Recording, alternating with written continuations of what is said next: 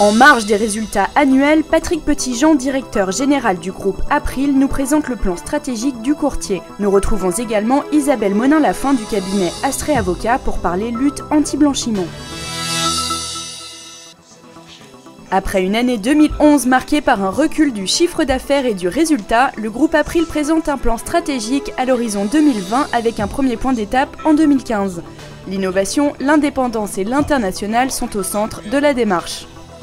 C'est vrai qu'on s'est beaucoup questionné sur le positionnement de nos compagnies. On a eu quelques problèmes, notamment dans l'environnement IARD les 2 années passées, avec des pertes.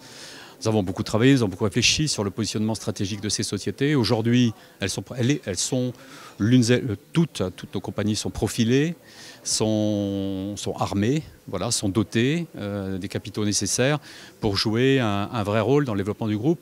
Ce sont pour nous des outils importants de fronting qui nous donnent accès à la réassurance, qui protègent l'innovation et puis qui effectivement nous permettront très probablement de gager de meilleures marges. Voilà, donc nous sommes, je crois, avec une organisation très segmentée mais aussi très intégrée sur chacun des maillons de la filière et nous avons énormément confiance dans ce que nous avons construit cette année. Cette semaine, Isabelle Monin-Lafin du cabinet Astrée Avocat aborde la problématique de la lutte anti-blanchiment et fait un état des lieux des entreprises d'intermédiation d'assurance. Il y a une prise de conscience évidente des intermédiaires d'assurance sur l'obligation de faire des choses dans l'entreprise. Il y a 2 grandes différences. Il y a les assureurs, les intermédiaires qui souscrivent de l'assurance vie, de la capitalisation ou de la prévoyance, qui ont actuellement des procédures de contrôle qui les mettent de surcroît beaucoup plus dans ce contexte. Et puis il y a les intermédiaires dans l'assurance de dommages qui, eux, sont peut-être encore indirectement conscients des obligations qui sont les leurs. Nous constatons que les intermédiaires se sont sensibilisés sur ce sujet de la lutte anti-blanchiment, mais que malheureusement, l'état de la préparation de leur entreprise et de leur capacité à démontrer qu'ils sont dans les clous n'est pas bonne. Un certain nombre de points restent en suspens. Ils n'ont pas compris ce qu'était la cartographie des risques. Ils n'ont pas compris ce qu'était la relation transverse dans l'entreprise et l'obligation qu'on avait de communiquer sur les anomalies.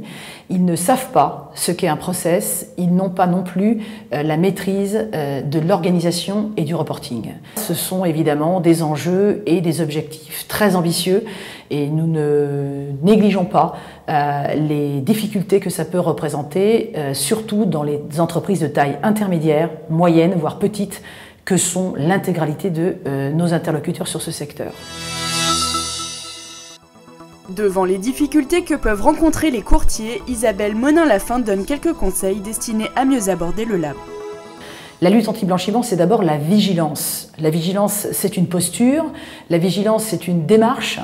Tout le monde dans l'entreprise doit être conscient que, titulaire de l'exercice d'une activité réglementée, eh bien, il est obligatoire que l'intégralité du personnel de l'entreprise doit être formée à ce devoir de vigilance. Ça veut dire quoi? Comprendre en quoi peuvent consister des mécanismes de fraude, en quoi peuvent consister des mécanismes de lutte anti-blanchiment, c'est-à-dire connaître les rouages de la fraude pour tout simplement être en mesure, en tant que chef d'entreprise ou acteur de l'entreprise, d'anticiper, de détecter les fameuses anomalies. C'est ça.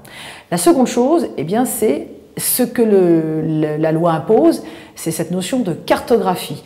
Il existe une méthodologie qui a été démontrée, qui a été décrite par l'autorité de contrôle. Alors c'est vrai que de ce point de vue-là, il faut bien entendu disposer d'un système informatique de gestion. Bien entendu, cette cartographie relève d'un projet d'entreprise et bien entendu, elle peut s'avérer très complexe à mettre en place lorsque l'on a une grosse collection de clients et de contrats. La troisième chose, eh bien, c'est la procédure et l'audit. C'est la troisième obligation.